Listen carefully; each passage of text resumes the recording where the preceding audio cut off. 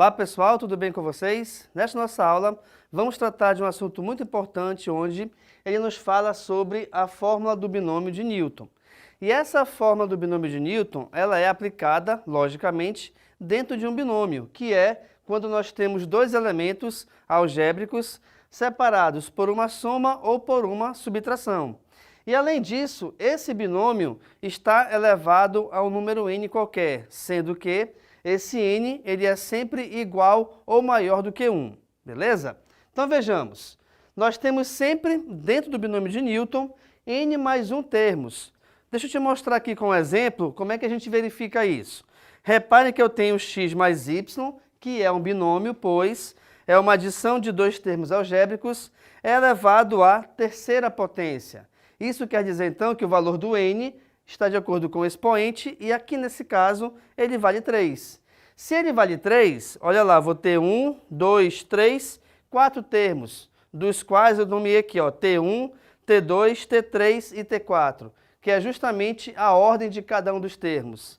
Bem, se eu tenho o expoente 3, é fácil verificarmos então justamente essa propriedade, onde ela me diz que nós sempre teremos n mais 1 termos. Se eu tenho 3, o total de termos será igual a 4. Obviamente, se de repente eu tivesse um expoente 5, nós teríamos 6 termos, com expoente 7, 8 termos e assim sucessivamente. Potências de x, elas decrescem de n a 0. De que maneira? Vamos voltar aqui para o exemplo. Eu tenho x mais y elevado ao cubo. O x é o primeiro termo. A primeira potência, ou na verdade o primeiro expoente do primeiro termo, sempre é igual ao valor do expoente do binômio. Então, nesse caso aqui, se eu tenho x mais y elevado a 3, automaticamente o meu x vai ficar elevado à terceira potência.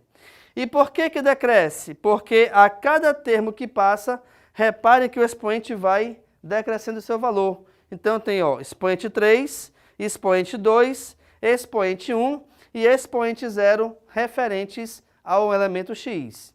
Ao contrário dele, reparem que as potências de y, elas crescem de 0 até n.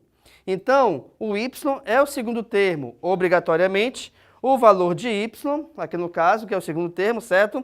A gente sempre irá começar o seu expoente ou a sua potência igual a 0. E aí ele vai aumentando o valor até chegar exatamente igual ao expoente aqui do binômio.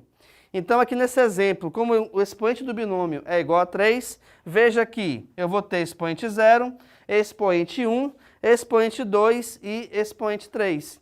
Então, o binômio de Newton, ele serve para que você consiga determinar de um modo bem bacana e bem fácil, na verdade, a potência de qualquer binômio ou de qualquer soma ou subtração entre dois termos algébricos.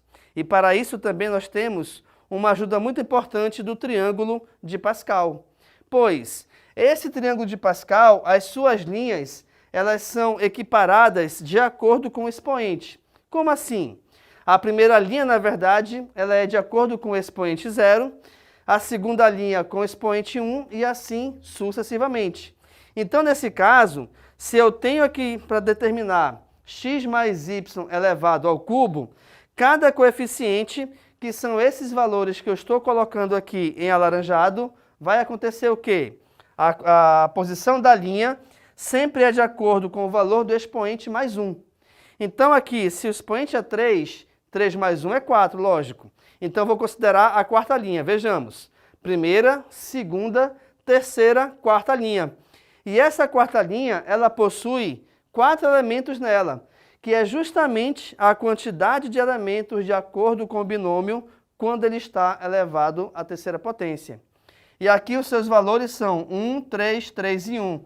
E é justamente esses valores que serão colocados aqui na fórmula desse binômio elevado ao cubo. Então, repare, eu tenho 1, 3, 3 e 1, que coincidem com os elementos que estão na quarta linha do nosso triângulo de Pascal.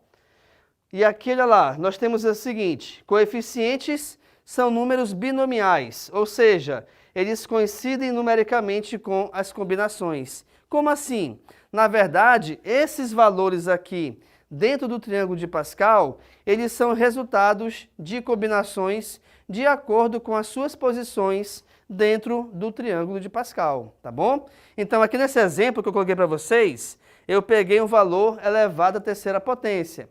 Eu tenho 3 fatores em cada um dos elementos da sua composição.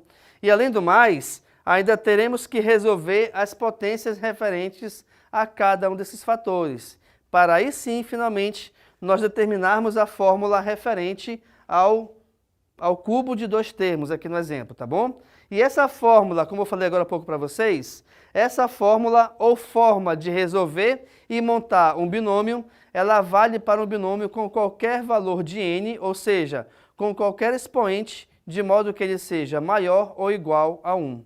Então, essa nossa aula aqui foi justamente tratar da fórmula do binômio de Newton, onde nós vimos como ele se comporta, quais são as suas características e também eu te mostrei aqui um exemplo de aplicação da fórmula do binômio de Newton. Fique à vontade para tirar uma foto do quadro. Muito obrigado pela atenção e tchau!